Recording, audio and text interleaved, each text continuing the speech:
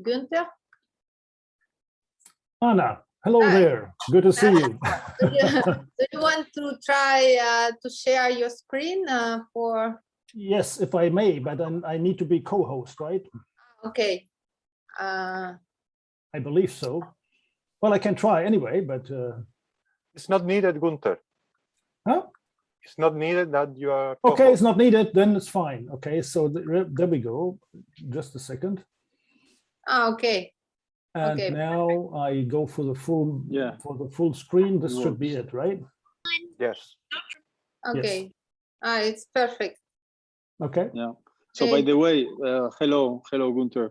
So Sebastian, are you using a special Zoom platform, or this is the standard Zoom? It's a special Zoom. It's right. not for the university. It's a nice Zoom. I see. Mm-hmm. Yeah. It looks a bit different when you get in, right? Yeah. Okay. Very nice. And this Zoom allows what? Is different? I mean, the way you manage the sessions is different, or no? It's like the same. It's the same as it's the same, but okay. you have more option to share to present. That's also limited to 1,000 people, right? Yes. Yeah. And you can create groups, no? Mm-hmm. Yes. We have more options than the university Zoom. That is only the difference. It's a big difference at the end.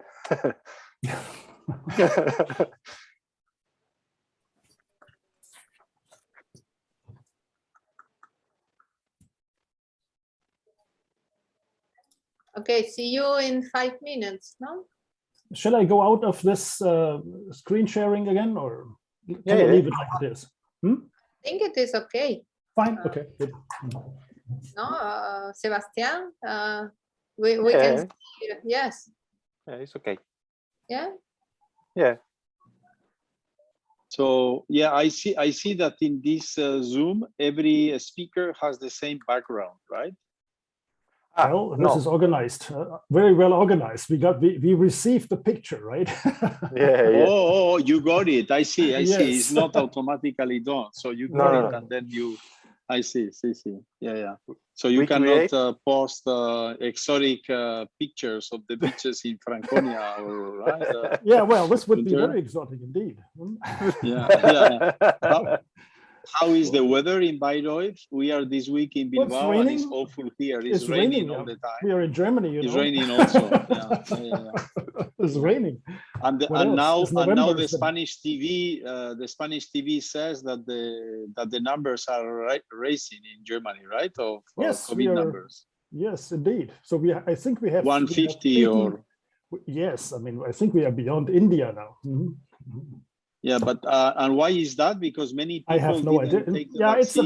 it's about the vaccination rate, I think, and it's the little ones, right? The 0 to 14 who are the most affected people.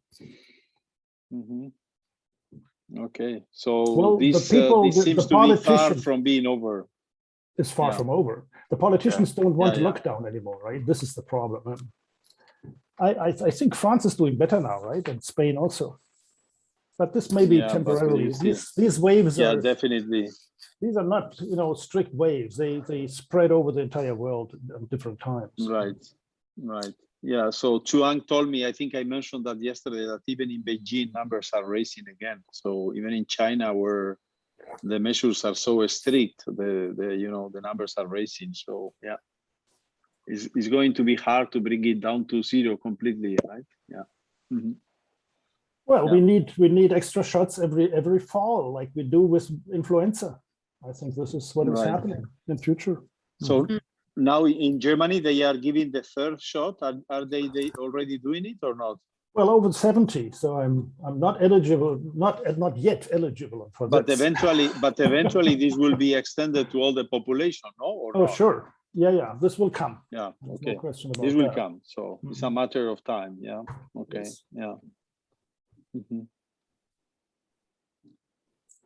Actually, I'm planning to take six shots, 3 in Spain and 3 in Germany. So maybe yes, this is so you better, accumulate right? shots. Yeah, accumulation is good. Are you now in Bilbao, right? You're still in Bilbao? Or? Yeah. We are in Bilbao for this week, and then I travel back on Sunday. Yeah. So from rainy area to rainy area. So it's raining in Bilbao. No kidding. Yeah. It's raining heavily since 2 days ago, right? Oh, goodness. Well, this is what used to be when I was a kid. It was very rainy here in Basque Country. Then with the warming, the global warming, then things improve, change. Wait a little bit, Enrique. But... Wait a little bit, and then you will have warm weather in Germany also, right? Yeah. And creeks, so yesterday, I have seen a map of Europe split into the south. I mean, the tomato area and the potato area, right? So you know, Spain and the south of France and Italy up to the north of Italy is the red area, the tomato area, and then you know, the yellow area is in particular Germany is in the potato area, right? So we share this with Poland together, right? And the Ukraine, right? Sure. Yeah. In fact, we grew our own potatoes this year, Enrique. So really? Yes. And how they very well look good, or they look good, they taste well. But there are two kinds of, I mean, there are many kinds of potatoes, right? Which one did you plant? Oh, there are millions of them, right? There are also millions of apples. So I mean, it's hard to say. So so which ones did you choose to? Well, I don't know. So we bought plantation? potatoes from our farmer, and there were some were left in a basket. And after half a year, they we have sprouts, and we took them. Oh, and, you see. And buried them, and finally we multiplied. Okay, good. This is a potato multiplier theorem. Kartoffel. How you say potato multiplier auf Deutsch? Kartoffel what? Multiplikator. How you say multiplier auf Deutsch? Multiplier. Multiplikator. Multiplicator. Yeah. Yes. Kartoffel multiplicator. Well, there are observability questions also there, right? So how do you know that there's a potato on the ground? Right? Well. Okay, so let's start. Okay, so we start the last conference of this morning. It's a pleasure for me to introduce Professor Günter Leugering. He's a specialist on optimal control problem for PDEs. So he will talk about space-time domain decomposition of optimal control problem for system of hyperbolic equations. So please go ahead. Thank you, Anna. Thank you very much for introduction. Also thanks towards Carlos and his team for conducting this fantastic workshop in the honor of Enrique. Very nice, feels like family. Even though Enrique, so we know each other, as I said in the very beginning, since '87, right? But we have only one paper, so that needs to change to get deeper into the family, right?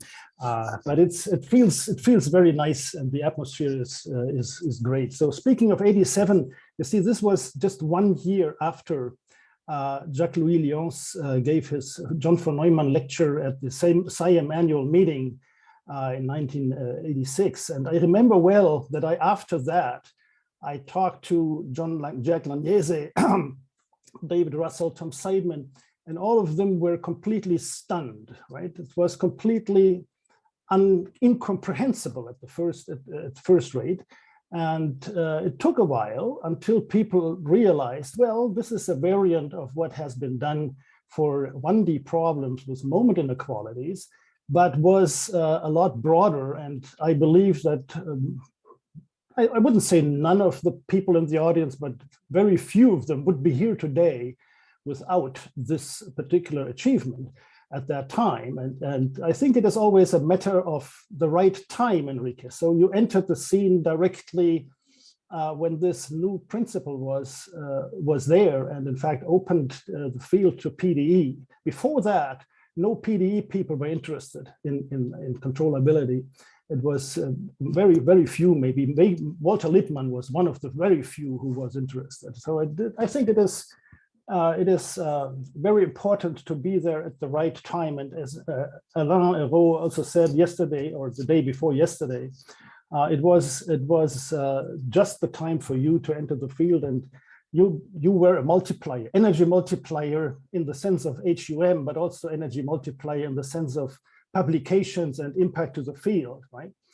So when I was trying to prepare the lecture, I had two things to say. One would be the work that I started out with Fatiha and Canarsa Primarco on the generation, wave equation, and controllability, in fact, loss of control. And when I thought about your birthday, I thought this may be not the right theme, right? Then degeneration and loss of control at midspan is not nice to hear. And as Alain said, you still have 60 years to go, right? So we can speak about degeneration later, right? As I'm retired, for me it's more natural to speak about degeneration.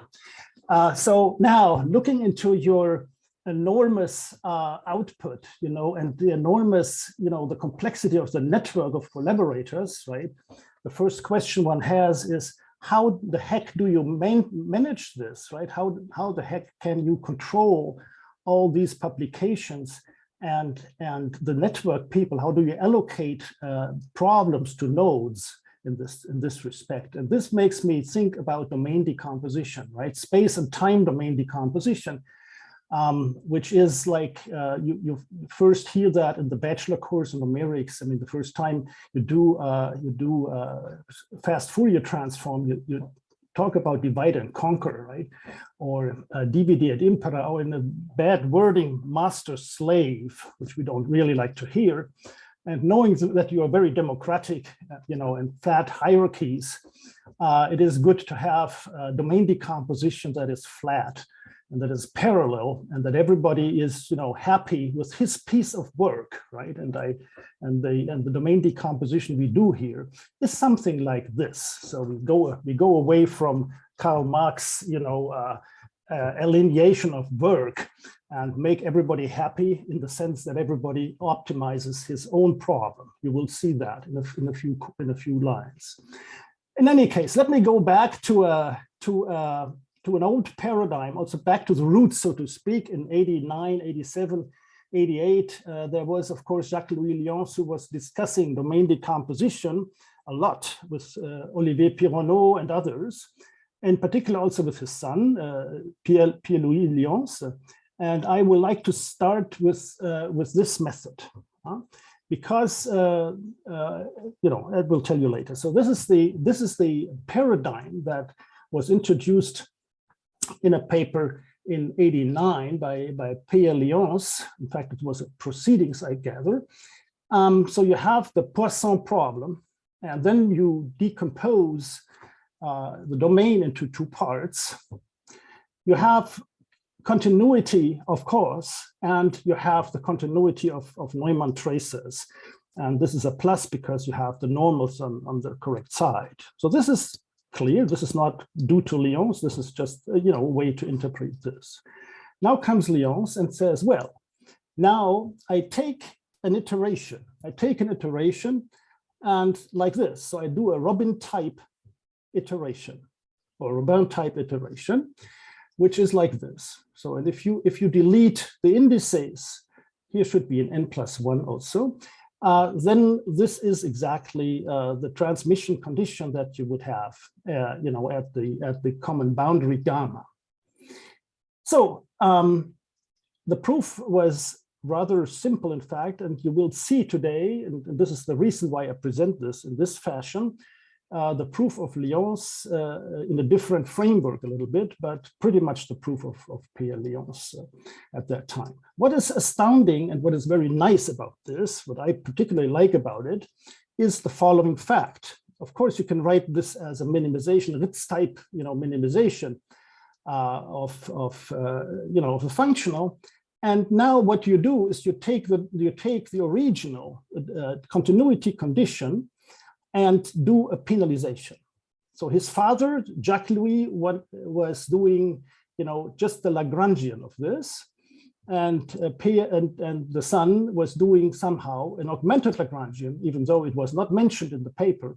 This was later discovered by Glowinski and Leterlec, in fact, so that this algorithm is in fact an augmented Lagrangian algorithm, and they use a Yuzawa type algorithm for the saddle point iteration for this method. This is a famous thing, and the algorithm number 3 now in the book of Glowinski and Leterlec is well understood. It's also connected to Passman-Rashford schemes and all kinds of things.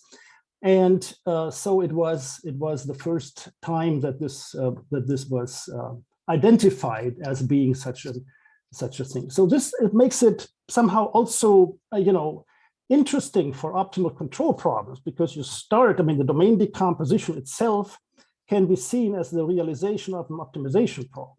And then you settle it up, you jazz it up and do optimal control. And this is what I'm trying to tell you today. Okay, so the systems of equation that I would like to look at is hyperbolic equations, in fact, hyperbolic balance laws, systems of those. So you have the natural assumptions, on the eigenvalues, and in fact, those could, in principle, and in the papers that we have, in fact, there is a Psychon paper that will appear this year, and there is also a paper in Control and Cybernetics. There is a paper in Udea on these kind of things, and they may also depend on time and space. So I don't want to stress and overburden the notation here, but this can be done. So we can take a semi-linear equation. We have these boundary conditions, vectorial boundary conditions that you see, maybe, for instance, in the annex of the book of Jean-Michel Coron's book, together with Bastin. These are very natural things to happen. Why did I say in the beginning, or in the announcement of the lecture, that I'm talking about networks? Well, because this is precisely the format you can use for networks. And I will show you now an example for networks, which fits directly into this framework.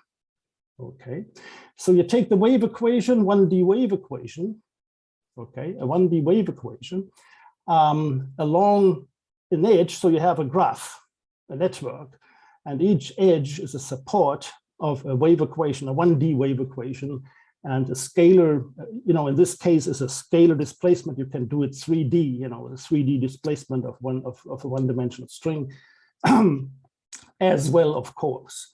And you may have a nonlinear damping just for playing games, and you have, distributed controls. You have, at this point, you see there is I'm just taking a simple situation at this point, maybe a star graph. You have continuity of displacement at the multiple node, and you have what is known as the so-called Kirchhoff condition across that joint. So you sum up the forces, and you have balance of forces. You have continuity of displacements. Okay, so this is very well known. In fact, also Enrique, you have I remember well that we talked about this way back, and then René Daguerre wrote his thesis and a book on this kind of equations. The point here is that you can transform this into the system format that I previously described. So you can make out of this a 2-point boundary value problem for a very large number of components. So you go into the classical Riemann invariance. And so this is not new to you, but it's just interesting to see how that works, right? And the point will be to say if you have a bipartite graph, in particular, if you have a tree, you can label the nodes, 0 and 1 in a separate way. So you can make the directions of the elements of the string such that you have a separated 2-point boundary value problem. As soon as you have a cycle in the graph, this will not be possible, in particular if the cycle is an odd cycle, because that corresponding network is no longer bipartite, and you need to do a mixed boundary condition. So here, what we see here is a very canonical situation. I don't have to really go into this. And what is interesting here may be that the boundary condition for a star looks like this, right? So if you transform the continuity condition and the Kirchhoff condition in the variables that I proposed here, then you have such a boundary condition which resembles somehow a scattering. So S, the matrix S that is taking care of the Kirchhoff condition and the transmission condition is in fact like a scattering matrix. So if you take S squared is equal to identity, and this has a good meaning. It has a very interesting meaning if you go into the interpretation of the discrete Laplacian.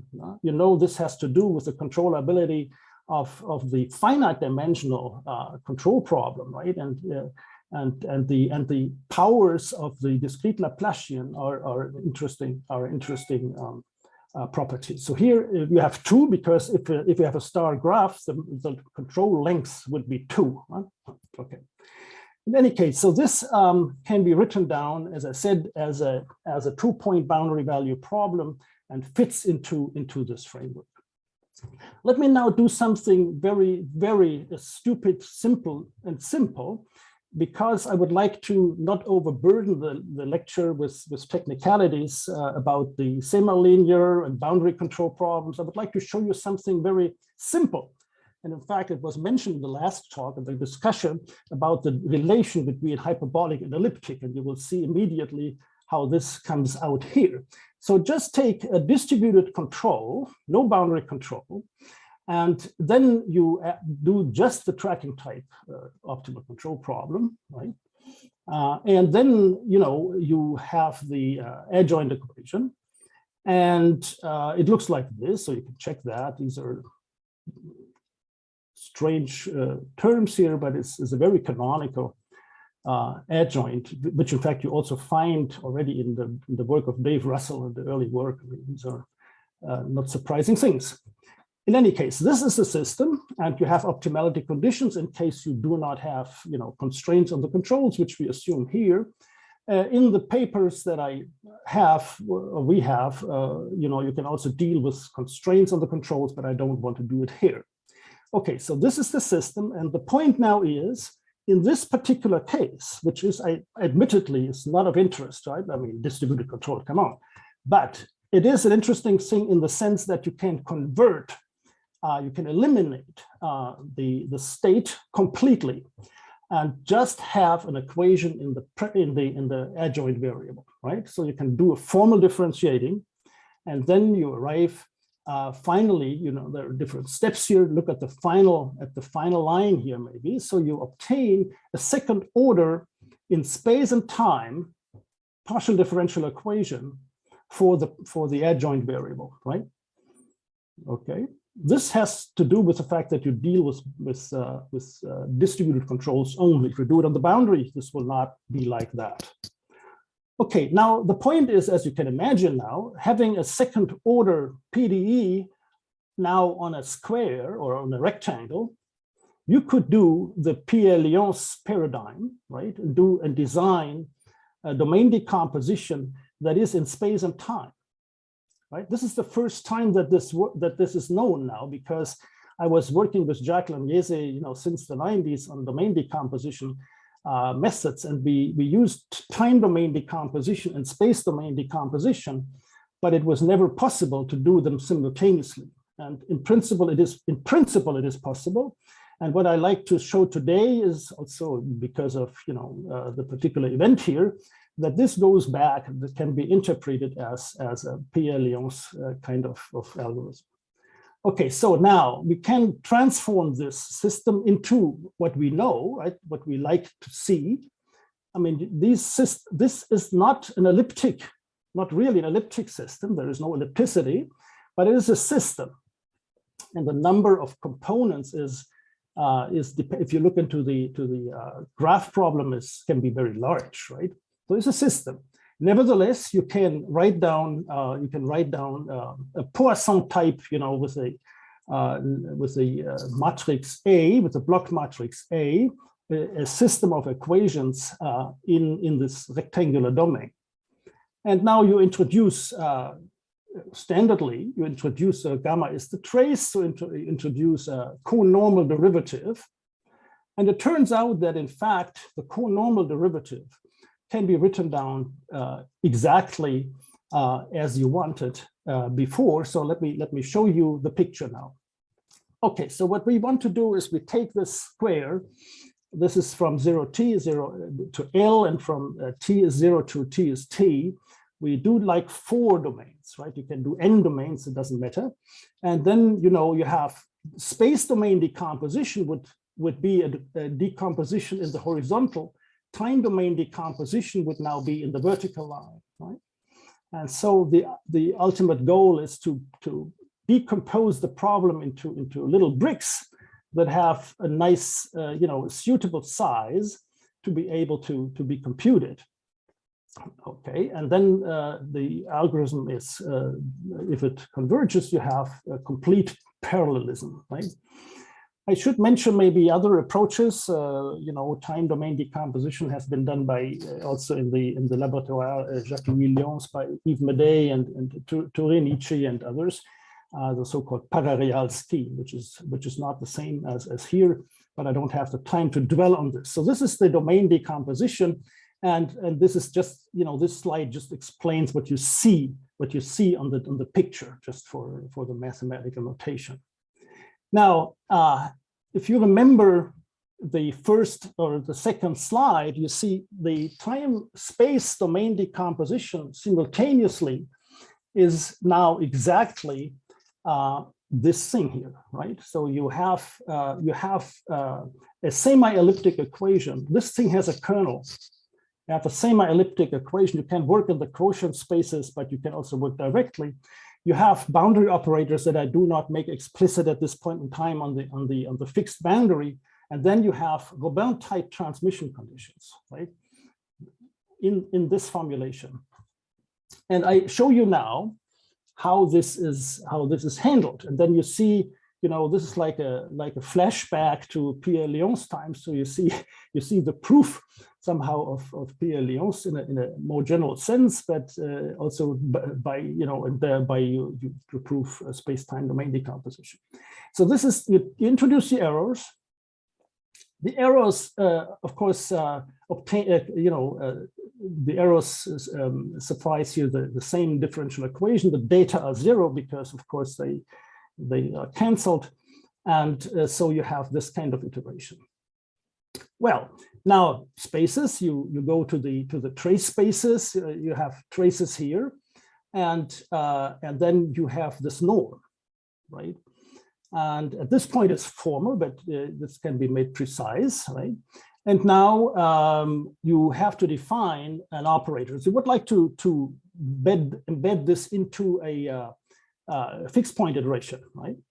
So you iterate on the common boundary. So you have a map. You have X, which is in fact the right-hand side of the iteration. You have Tx, which is the left-hand side of the iteration, and this is the fixed point iteration, right? So now, how do you prove convergence? Well, now you go and look into the norm of X. You go and look into the norm of T of X. And you realize that the difference of the norms is precisely this term, right? And the idea of Lyons at that time was, of course, if you do integration by parts, you see this has a sign because this can be written in terms of the quadratic form that actually defines the PDE. And this is precisely what will happen, okay? So this is important to see. So if this is something, you know, positive here, then you have dissipative. And then this fixed point mapping is a dissipative or a non-expansive mapping, to be more careful. Okay, so you do integration by parts. So regardless of the fact that this is a system, it doesn't matter, doesn't make any difference. And then you realize indeed that, that this difference here that I showed you above is like this. So you have, and this is precisely in the formulation of Pierre Lyons. This is the thing, right? And now you see, of course, you have positivity here. You do not have ellipticity, but you have semi-definiteness because of the, and this comes exactly from the penalty parameter k over kappa over nu. If kappa is 0, nothing, right? But kappa over nu is there, so you have semi-definite form.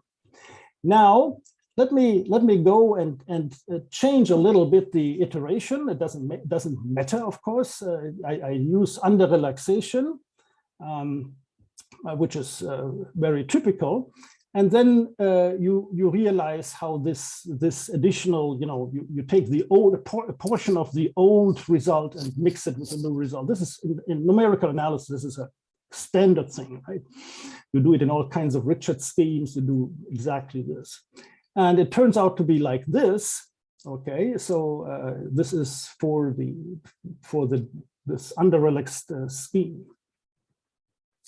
Well, now we introduce somehow an energy. Let's call it energy. And now from the previous discussion, we realize that xn, the norm, is this En plus an Fn, while T of xn is the same thing, but minus an Fn. Right? So the point will be to show how, Fn should be positive. And in fact, it should be positive, you should have a bound, an upper bound, for lower bound for this, a lower bound for this in order to proceed. Okay, so these are trivial things to show. And then you iterate, you have this iteration, which you iterate down now to E1, right? And this looks like this. So you get an inequality of En in terms of plus this stuff here in terms of E1. So E1 just has the data, right? This is the first shot, so to speak. Well, I mean, this definitely implies two things, right? It implies that this sum goes to 0. N is now the number of domains, in our case it was 4, it doesn't matter. So this goes to 0. So, and the energy is bounded, right? And the question is, what can you draw from this? What conclusion can you draw from this, right? And then you reinterpret what A is in this term. So this goes to 0, right? This goes to 0. Okay, now what we see is that from the ellipticity or semi-definiteness, you know that Pn, the errors go strongly to 0, and this goes to 0. But this doesn't mean that individually the P is strongly in H1. So you need something more, right? We need something more. We can show, of course, that the traces go weakly to, the traces, the Neumann traces and the Dirichlet traces converge weakly in L2. But this, this holds, we have only the equalities on subsequences. And this is something that is maybe comes along very innocently, but it's a crucial thing for all kinds of iterations. You see, if you have an iteration involving n and n plus 1, and now you have a subsequence, well, fine, but the subsequence need not be such that the next index is also in the iteration, so you cannot use. So for that matter, we need any way to conclude that the whole sequence converges, right?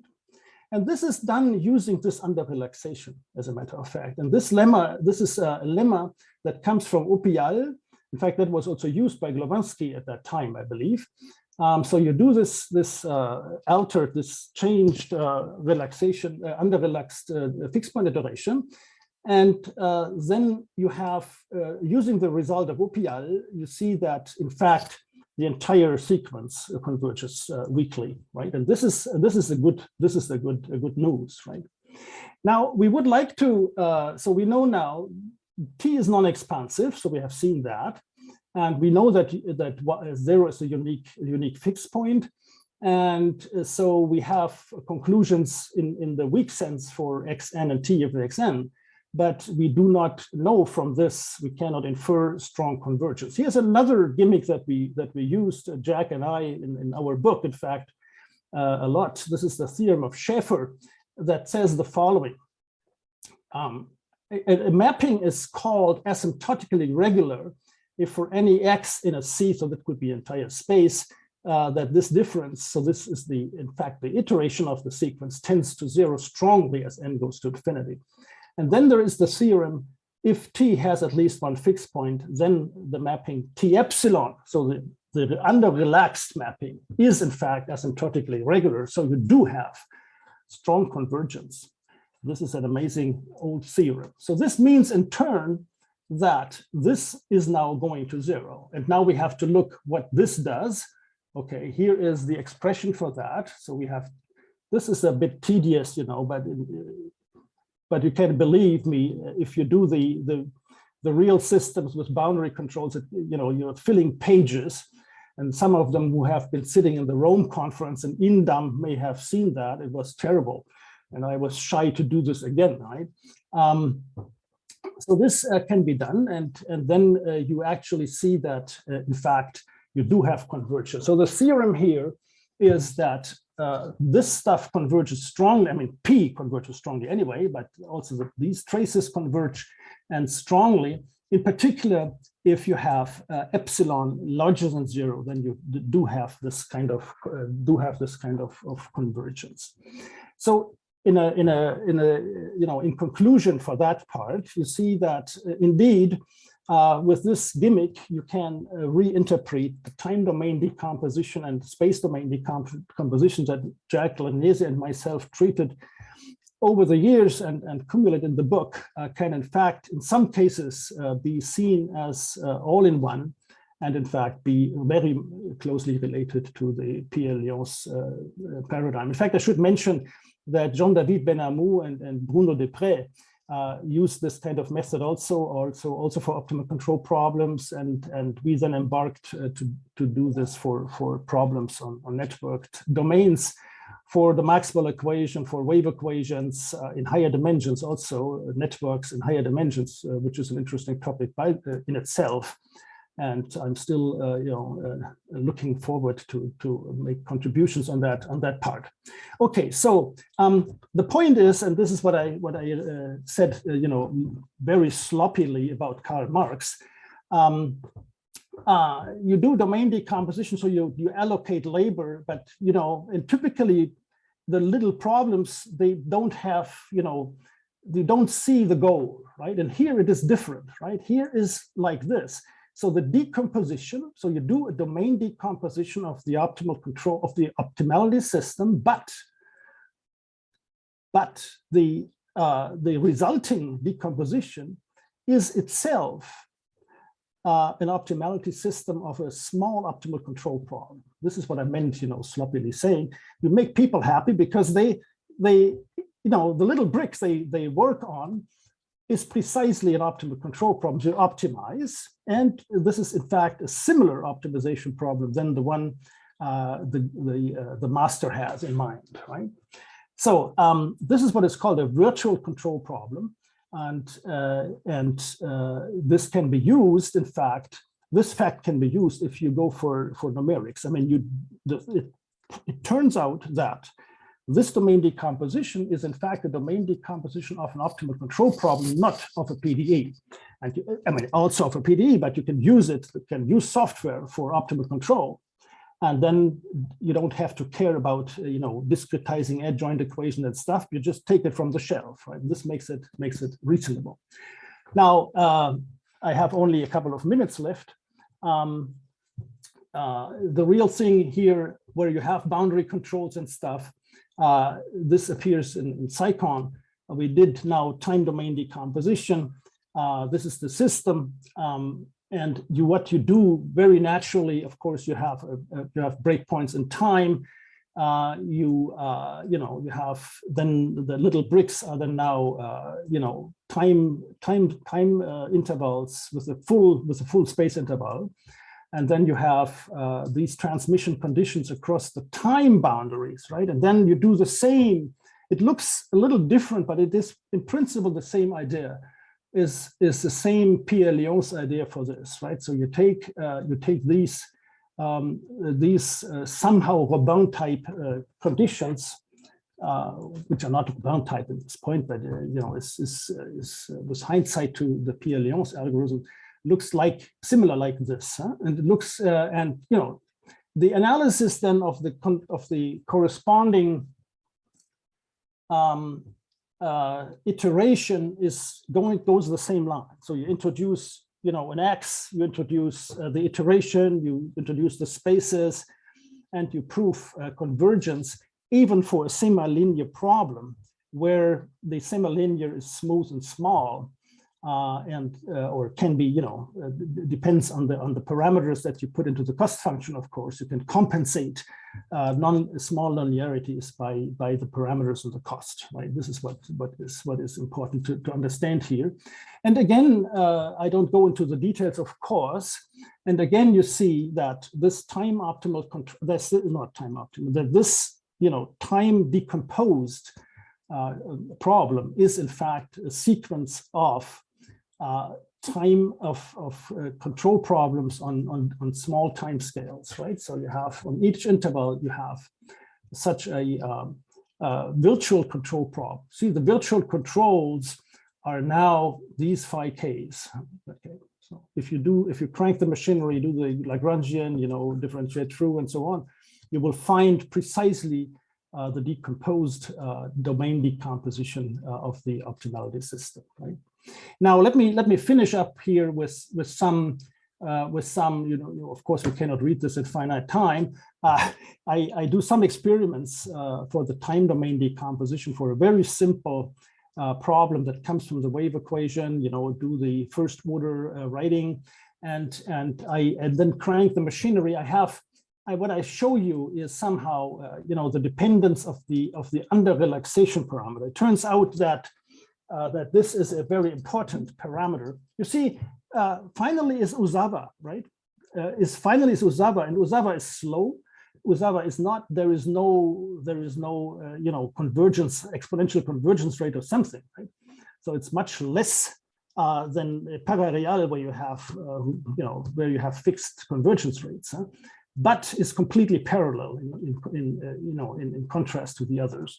So with epsilon is 95, you have this behavior. I mean, what you see here is somehow how good is the match at the interface, right, of the adjoint and the state variable. And you will see it goes, if we take, and this is surprising for me, if we take epsilon as a half, it's almost two-step convergence. I mean, I'm not really showing the truth because it's a gradient kind of thing, and there's always saturation. If you do gradient, there's always saturation. But the first two steps are extremely well, and this is very much like the waveform relaxation method of Martin Gander or Laurence Alpern and Nataf and so on, where you have very fast convergence in special cases, right? And then if you go away with epsilon, then again you have maybe it's very slow convergence, right? And if epsilon is 0, mathematically yes, but numerically no, right? You don't see good convergence. Okay, with this I would like to. I have some slides for references, but I don't believe that you will read those. I mean, if you're interested, I can send you. So thank you very much for your attention, and Enrique, happy birthday.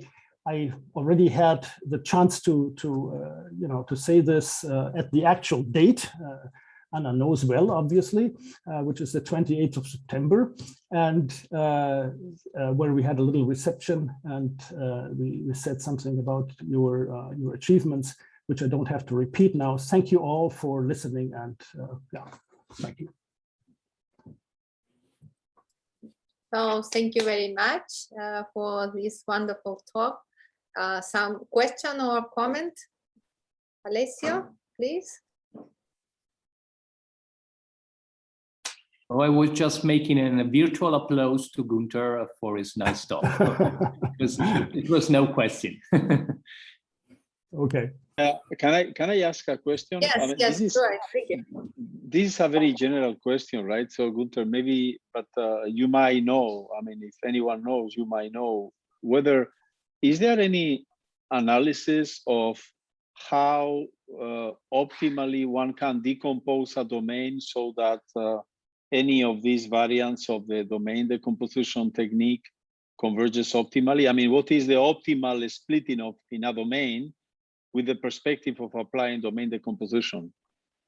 Well, I would, this question has not been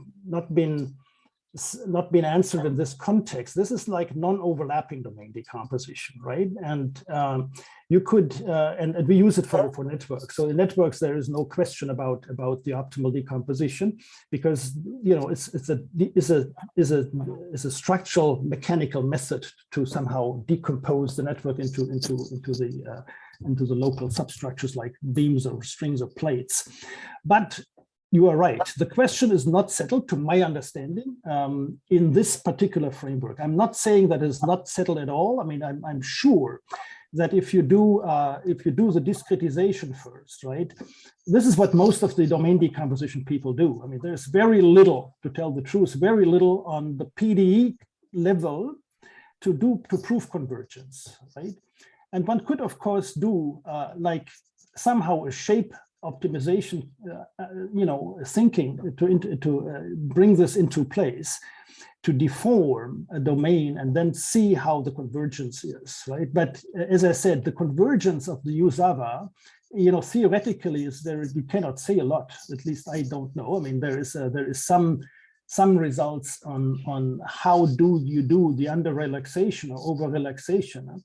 But it's not clear to me how one would approach optimality. So in the case of non-overlapping or even overlapping algorithm, which is also, of course, possible here, which is done by people like Nataf and Alpern and Martin Gander in Genève, there you have what they call optimal waveform relaxation methods, right? And this has to do indeed with moving domains in such a way that you get the highest convergence rates. And in fact, it turns out that in our case, it is similar, but it's not the same method. It's not just an alternating Schwarz.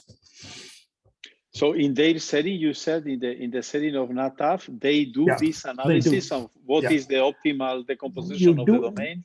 No, I mean, this is for what I know for 1D, you can solve explicitly, right? And then you see precisely what the convergence is in terms of the overlap, in fact, right? For non-overlapping, I don't know. I don't see it. And in multi-D, the analysis, the analysis is this is what we did complicated, right? Yeah, it's complicated, but you see what we did with Jack is, I mean, you have a folded plate, or you have a book, which you open. I mean, this is in fact like like multi-membranes coupled. Right. All this is possible, but as you say, your question is not answered in this case. So how would you, do the domain decomposition in order to reach optimal convergence rates? Yeah, because now, as you know, also in connection with data science and so on, people are reviving these ideas, but most often, the methods are heuristic. They say, okay, I take the graph Laplacian and I compute the second eigenfunction, and then the second eigenfunction has a nodal set, and I take the nodal set of the second eigenfunctions just to split the graph or the domain into two. But I wonder whether there is a link between, for instance, the behavior of the second eigenfunction of the Laplacian, the first one that has a non-trivial vanishing boundary interface, with the optimal, say, behavior of the domain decomposition. That's the kind of So you didn't see anything on this, right? In a sense, this is somehow insisting on the PDE stuff. If you look into what Madej did and with the parareal, right? So typically, if you want to enhance convergence, Most of the people, as I said, do first discretize and then optimize.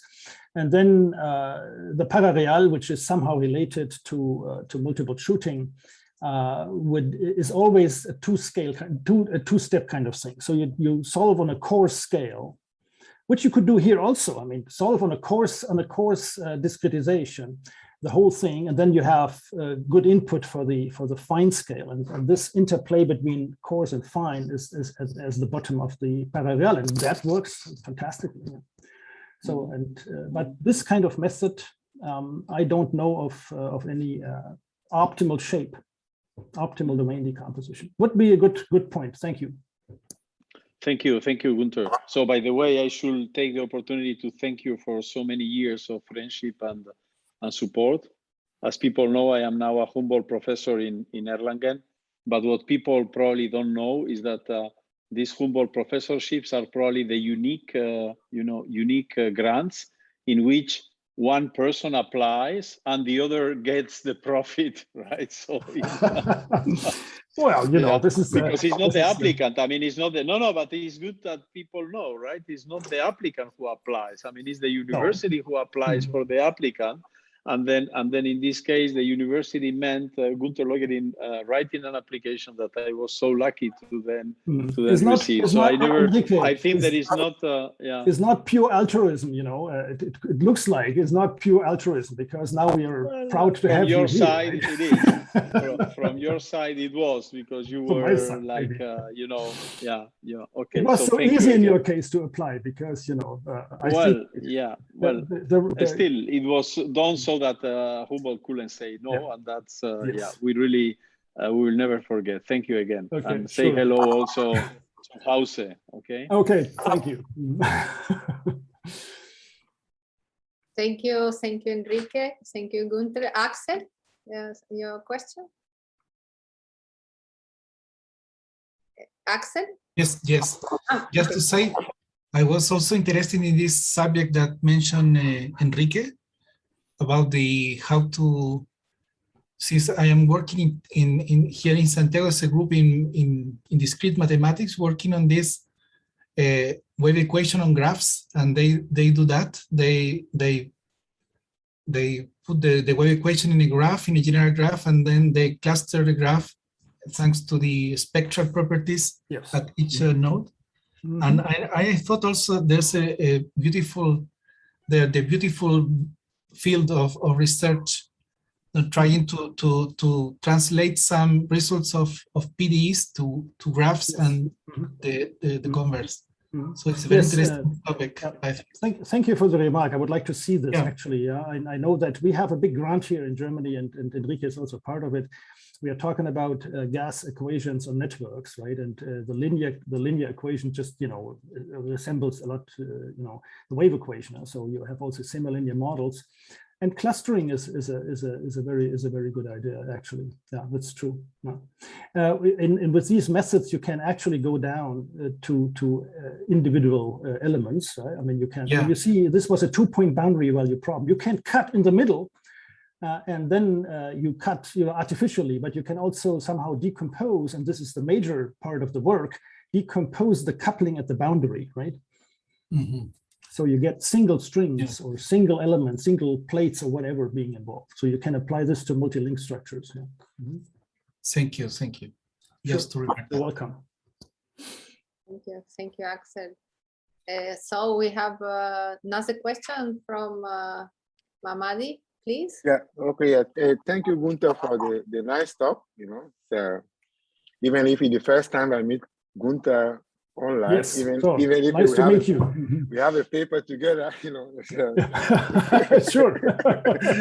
But I have a question. Maybe it is out of your thing, but I'm asking myself how this domain decomposition will make sense for fractional operator, because for a fractional operator, inside always have interaction with outside.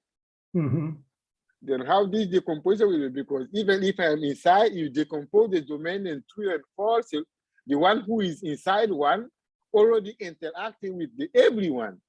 then Yeah. it's, No, I don't know. This was also my question. So we work a little bit. So I work with Giselle Mufu a bit, and also with Mani Mehra from IIT Delhi in India. And so we do these kind of problems for, you know, Caputo derivatives, and also you can do Caputo and Riemann-Liouville somehow to do a fractional Sturm-Liouville operator, right? And for that, I believe it's possible, but I'm not sure about this Fourier stuff. I'm not exactly. sure. Yeah, that is it. Because I'm receiving questions now from people from the national lab in the US. They are interested in this domain decomposition. Yes. And they're asking how they're going to do it for the fractional, and I cannot answer them anything. I think your equation, your Laplacian, is close to what has come to be known to period dynamics also. Exactly. Right? That is exactly. And this is fantastic. I mean, I see people talking about this is just great, and it's also great from the point of view of approximation, right? No, I don't. This is good. You know, I'm too old, maybe, but yeah. No, given your input now, so I go into Thank this. you. Thank you, Günter. Thank you. Good. Okay. Thank you for the question. Okay, thank you, Enrique. Do you have another question, Enrique, or you are okay? Okay, so we have no time for more questions. Thank you again, Günter, for this wonderful It was a pleasure. talk. Okay, so now we have time for lunch, and see you in 1 hour. Okay. Thank you very much. Lunch. Okay, so thank you. Bye-bye. Bye. Bye-bye. Bye-bye, Dick. Bye-bye, everyone. Goodbye. Bye-bye. Bye-bye, Shu. Bye. Bye-bye. Bye-bye. Have a good night. It's late in China. Yeah. Good. I want to go to bed. No. No.